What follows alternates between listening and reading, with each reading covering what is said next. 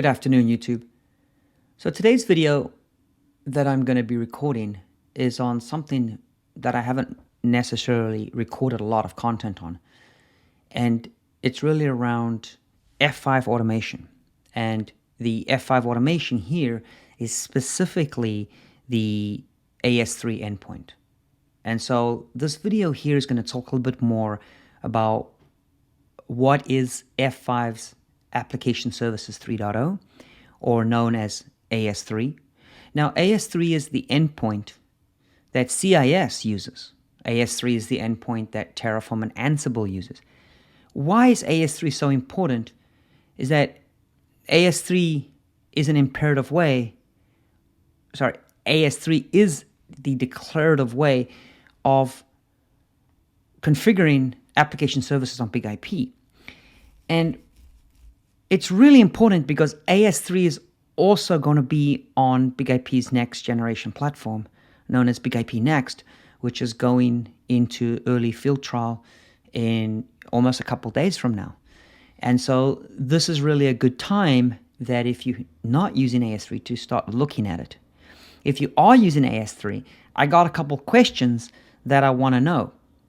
And so I'm reaching out to the community as the product manager for AS3, and I want to get some information from the community, from the users that potentially are or haven't or have used AS3 about usability, potentially, what can we improve of, or what can we really improve in? And so as a new PM for AS3, some of the things we really want to focus around is usability. And if there's something that's of a problem or something that you need, if you can reach out, let me know, then potentially that's an area of focus. And so I want to start with, let's take a look at what AS3 is. Let's talk about how to use AS3. And so this video is really just introductory to ask a couple of probing questions, hopefully get some feedback. There's an opportunity to put in some comments. I'm also going to post this on F5 DevCentral, so to provide some real feedback directly to product management. So what I want to kind of talk a little bit about first is obviously some questions. We're about to release AS3 36. And so that's 36 releases of AS3. So every release is around 6 weeks. It goes through a lot of regression, and it's basically a combination of, if you want to call it 3 sprints, or it's a combination of 3, if you want to call it 2-week development tasks that are completed, and we prioritize those tasks. So what does 36 mean? Well, 36 times 6, basically, well, 36, if you want to really break that up, of 6 weeks, kind of talks a little bit about how long AS3 has actually been on the market, right? We also have what we call LTS releases, which are long-term supported releases. And so that's potentially also a good release to get on. It kind of potentially maybe locks you in a little bit, and you don't necessarily have to be upgrading to the latest release because we release these every 6 weeks. And what's really happening is there's no necessarily schema changes. There's schema updates. So organizations are realizing that they want an additional feature, or maybe that they run into a caveat. We go ahead and make a fix, and hence providing an update. And so obviously the latest version, it will be coming out next week. There are some great tools that can upgrade the RPM package. So let's dive into a little bit about AS3. And so this page is the Cloud Docs landing page, and you can actually see the breakdown of the versions. I'll talk a little bit about our LTS release. You can actually see when a non-LTS, when was our last LTS, and we're going to be releasing a new LTS version shortly as well. What we also have is a lot of user guides and a lot of additional declarations. I mean, the examples are immense. You can see all the examples for AS3 as additional security, policy enforcement, profile, service discovery, etc. Miscellaneous kind of get started. Also a big declaration with everything in it. What we've also provided is the schema. So if you cannot find something in the declaration, you can always refer to it via the schema. So let's talk a little bit about, if you're not familiar with AS3, kind of like how do you get started, and really why do you want to use something like AS3? So I created these diagrams. Let's take a look and talk a little bit about these diagrams. So kind of where does AS3 kind of sit within your automation lifecycle? So AS3 is not bootstrapping and AS3 is not onboarding. These two functions of bootstrapping and onboarding big IP is covered by declarative onboarding. Very similar to AS3, but it's declarative onboarding is really your onboarding, your configuration of self IPs, the licensing process. This is what you're able to declare to big IP to potentially get an IP address that is available to then deploy an application. Where AS3 comes in is that once the big IP is onboarded, and big IP onboarding could be somewhat environment specific. So for example, there are different environments. The onboarding process could be a little different, right? Maybe there's a onboarding process for cloud versus on-prem. There's going to be some differences there, or maybe between AWS and Google or Azure. Of course, there's some differences because these are different environments. But where AS3 comes in is AS3 comes in once your application is onboarded and you have a management IP address. Now you can actually declare an app service. And an app service can be declared with, think of it as a virtual. Virtual is really the parent, and underneath the parent is all the children policies. Children policies like pools and monitors, profiles, TLS options, etc., etc. So you can actually see you've got your routing, your virtuals, potentially you're referencing security options. What's nice about AS3 is that you can reference stuff within the parent or under the parent, or you can reference objects outside of the virtual. You can reference objects that are in common. So for example, maybe a TLS profile, or TLS policy, or a certificate could be referenced outside of the AS3 declaration. So you don't have to store certs in the declaration. You can store them outside. Or potentially you want to reference a firewall policy. So DevSecOps, or the security, maybe WAF administrator, creates the policy, and the policy is referenced under the virtual and associated at runtime. It could be on big IP, it could be off big IP, it could be a file reference. And so when there's an update in one of these profiles and policies, or there's what we call that child policy or child reference that's updated, you can potentially redeclare, or if there's real no change in the declaration, then potentially maybe an update to pull potentially one of the security or app policies down.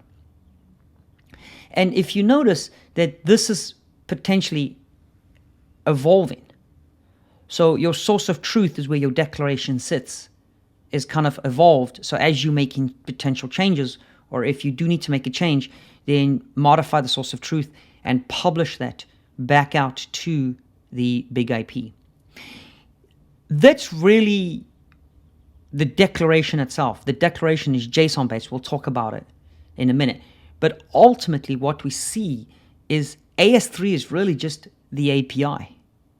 So when we start talking about the API itself, let's take a look at the actual API itself. So this is the endpoint. You can actually do a get to this endpoint. What you're going to find is you're actually going to find the version of AS3, you're going to find its health.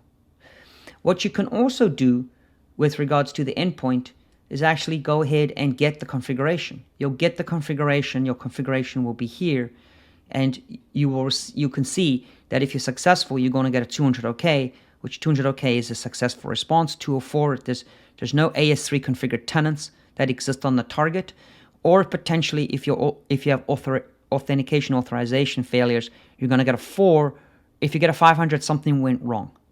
So these are kind of the responses to the endpoint, and this is your endpoint here if you actually do a get. Get's kind of nice because it's really getting the content back.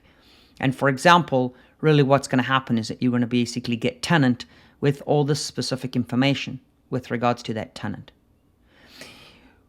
Get doesn't actually, all it does is it pulls. It doesn't actually push anything or post anything. It's just pulling the configuration down. So that's kind of what you can see there. If you wanted to run a get potentially at a period of time to actually pull down the source of truth, store that, and then you can potentially do a diff. That's what some organizations do. That you could do. If you wanted to actually post content, let's take a look at the post. So if you actually wanted to post, you can actually see that you can actually post content to the following endpoint, which will actually post a specific payload. And you can actually see how it's actually broken out. It's actually broken out with your class of ADC, with some type specific ID. You can put an ID in here, the specific version. This is the schema version that you want to validate against. Of course, here we have a tenant. AS3 is 100% tenant based. The tenant that you're declaring to is the tenant that you're going to be updating. So you can also, if you want to do tenant filtering, by specifying a tenant after the declare. But you can basically see tenant, class of tenant, and then of course here is your app class, your class of application, where you have your app pools, where you specify the pools. For example, any types of certs, IRLs, server TLS, any type of stack. This is an HTTP type configuration. So you can see here the class, the pool, IRLs, the virtual. So we talked about the virtual here as the virtuals being part of this HTTP app with all the other environments behind there. And so this is kind of how this piece works under the class of application. You can see here that under this information right here, we have app pools. You can see here is the pool with pool members and monitors. So these are associated here. This is under the class of the tenant. And then you can reference that pool. You can see how I'm referencing the pool right here. So this is really the payload and kind of what the payload looks like for this application JSON. This is actually the endpoint that we're posting to. And you can actually see some of the criterias. You can actually do something called update mode, where you're doing a complete update or a selective update. You can potentially do some actions here, whether you're deploying it or whether you're just doing some type of dry run. You can do a dry run to make sure that it'll come back and say, yes, that configuration is valid. Some of the other ones, you can set it for async. So basically, it'll automatically post. You won't have to wait for the response. The system will do async after a period of time. It's like 45 seconds. It will automatically move to asynchronous mode. But these are environment variables that you can set when you post these declarations. There are some other environment variables, patch and delete. Patch, there is some users using patch out there, not too many. Be careful with delete, because delete will, like I said, delete the declaration if you wanted to change it. But that's a little bit about, kind of what kind of like construct of how AS3 works, and of course also the endpoint itself. Let's take a look at a way that we really see AS3 being used. And if you're not using AS3 like this, the question is why? Are you just posting AS3 as JSON, or are you using AS3 as a template and then creating potentially some automation or a pipeline around AS3? And so the answer is, there is something out there called Fast. And what Fast allows you to do is really templatize your AS3 or build some type of self-service portal on top of the AS3 declaration. So your application developers say, yes, I want to do HTTP. I don't necessarily need any of these add-ons. I want one tenant, one application. Here is my virtual IP address. Here are my two pools. My pools are going to start from here. And at this point, what you can do right here is, let's say you can then go ahead and generate this. And here is the AS3 declaration that is going to be generated. So you can see that I have one tenant, I have app of one, I have one service, I have one pool. And this is my pool. And so there is two. If I want to, for example, go and say, can you give me two more? I can simply just increase it and it ultimately looks like that. So you can see I'm actually working with a template that is built on top of the API. So I've templatized this API, so it's much easier to see than potentially to use JSON. So this is the best way, this is the recommended way to use AS3, is templatize it. How you do that is you can use something called FAST. FAST is what templatizes AS3 into think of it as an HTML type front end, right? So if you want to say, okay, give me HTTPS, you'll know automatically now that what I've added this server TLS with this class of service. And so this is where the class comes in. Let's talk a little bit about the class. What does class service type HTTP mean? And you'll notice that there's not a lot of defaults here. So where are all the defaults? Like where is all the customization? Where are some of the items that you might want to enable? Like you will see on the declarative interface through the big IP. So let's take a look. So there's this concept called recipes.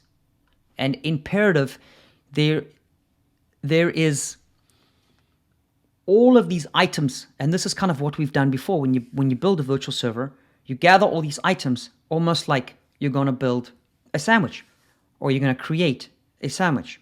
If you think about when you go into Subways and you order a sandwich, sure, they've got all the vegetables out there, but at least what they also have is they have pre-packaged items that you can kind of choose. I want this type of sandwich, and you can see it on the board. There's a picture of it, and it kind of gives you an idea of at least what the framework is, and you might add some additional items to that. But if you look at an imperative models, like kind of what a lot of organizations are doing today, is every step in the process is kind of like something is defined, and the result is kind of like you kind of start to think about, okay, a sandwich would be good. Okay, I need to find a recipe. Do I have all the ingredients? Nope, I need to buy those ingredients or get those ingredients. Okay, cut the slice of bread, butter that, assemble that sandwich, slice it, kind of put it on a plate, and then go ahead and eat it. At this point, great, got my sandwich. Well, this is fine if you want to do this as a once-off, but what happens if you have to do this every single day? This actually is quite time-consuming. So what AS3 has done is we've gathered a lot of data, and we kind of know what are some of the fundamentals and what are some of the items, call them ingredients. What are some of the ingredients in the recipes? Hence using templates. And so what's really cool about AS3 is that now we move to more of a declaration. What you get, kind of like what you see is what you get. The model that F5 is aligned to is just just really specify the desired end state and let kind of the system kind of use some of the configured or programmed classes that it needs. So yes, I want a sandwich. Great. So give me one of the number 3 items. Number 3 items, we know what it is. Let's say in this case, it is service of HTTPS. Yes, I want to do TLS termination, edge termination. Okay, great. I know that I have to have the following criteria. Great. So the system is able to process that. And then, of course, the end state is that you get number 3 with cheese. And so maybe the cheese was added, or one item was naturally moved, but the customization is maybe very less or a little bit less than actually physically building it from scratch. And then if you like 3 with cheese, you can repeat that process. You can have 3 with cheese every single day. So this declarative model really saves you time. And at this point, I think we all understand the whole concept and why automate. However, this process of being able to clearly see the end state is kind of really where things are. And so if we go back to this example that I built right here, where I actually said, yes, I want service of HTTP. So this is saying, yes, I want sandwich number 3 with cheese, please. And you can actually see here that now I'm creating the server TLS. And so what this class automatically assumes that you want port 443. This class here assumes that there's going to be a server TLS. We're going to do edge termination. and our server ports are going to be on port 443. What we're also going to do here is that we're going to need to specify a certificate. And in this case here, I'm actually referencing my certs. But you don't have to reference your certs. You can simply just reference your TLS profile. I could just say here, just reference the TLS profile. Say the TLS profile is common/client SSL, for example. But here I specified my certs. And so that is potentially one way of doing it. If I want to now go and say, here's with the cheese, I want to add an HTTP redirect. It's simply just redirect 80 is equal to true, or redirect 80 is equal to false. It's by default. Because most of the time what we believe is that, yes, redirect would be there. If I wanted to do maybe TLS client-based, so now what I want to do is I want to do backend, and I want to do client-based for my backend server, I could add that as well. And you could actually see here is the edge termination, and here is the re-encrypt. It's kind of like the re-encrypt where we're going to act, where Big IP is now acting as a client for the backend, and you can actually see all the criterias are actually down there. This is server TLS with the certificate of 1, and this is client TLS, and we're referring to just the handshake for client TLS and a cipher. But again, you can simply just refer to your TLS policies or your TLS profiles, I should say, and that will automatically work for you. So this is kind of like the whole concept of templating, where you templatize your configuration and you don't necessarily deal with AS3 itself.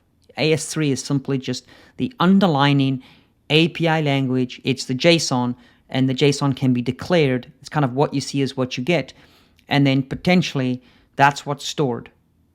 And then you can pull that. If you want to manipulate that, you can, or you can go back to the template. And think about this. The template is not necessarily configuring Big IP. The template is creating the AS3 declaration. The AS3 declaration can then be stored, or it can be added to something like Bitbucket or GitHub Enterprise. And when you're ready to push that, you can commit that AS3 declaration that has now been approved. You could actually commit that and actually push that out to Big IP.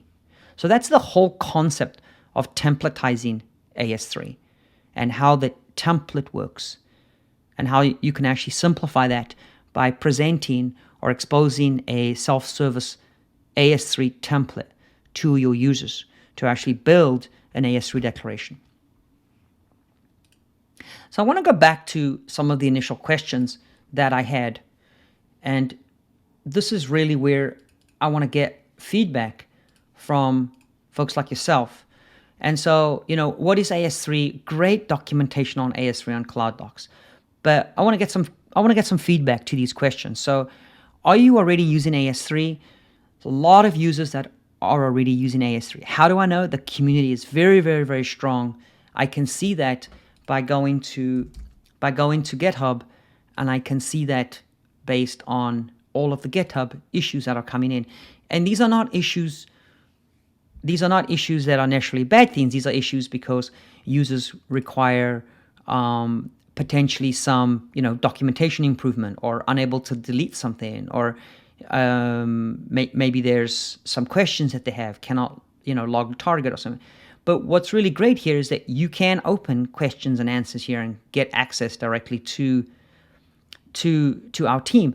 You can see we've had 432 closed items and 152 are in process. And some of them are enhancements, some of them are bugs. And so there's a couple of questions here.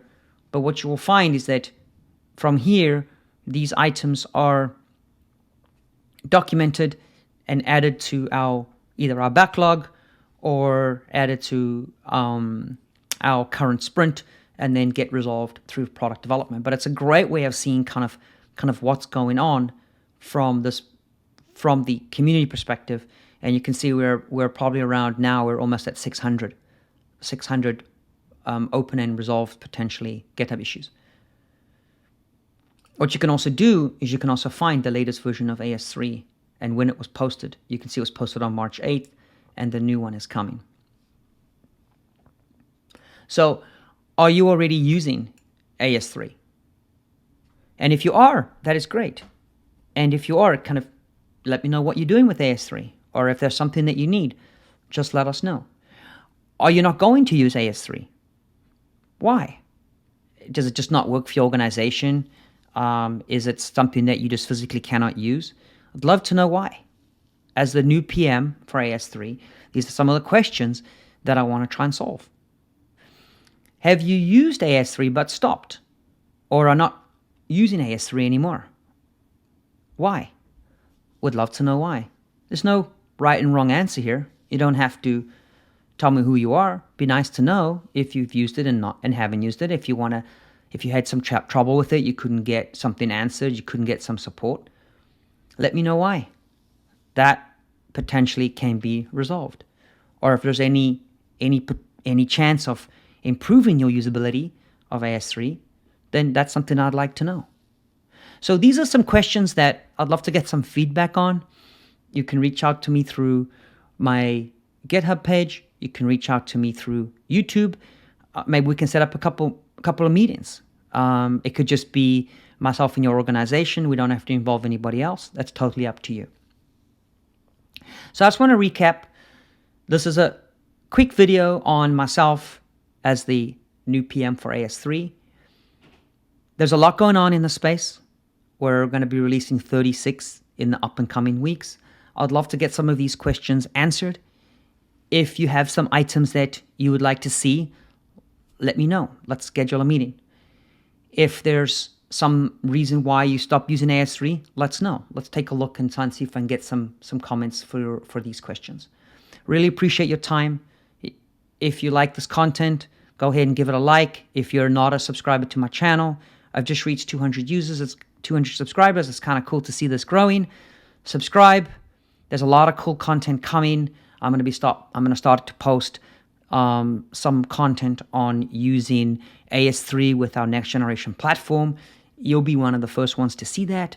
How to convert from declarative to how to convert a configuration into declarative. So how to convert configurations. There's a lot of Kubernetes ingress coming. So subscribe my channel, and let me know. I'd love to get some feedback on some of these questions. Thank you.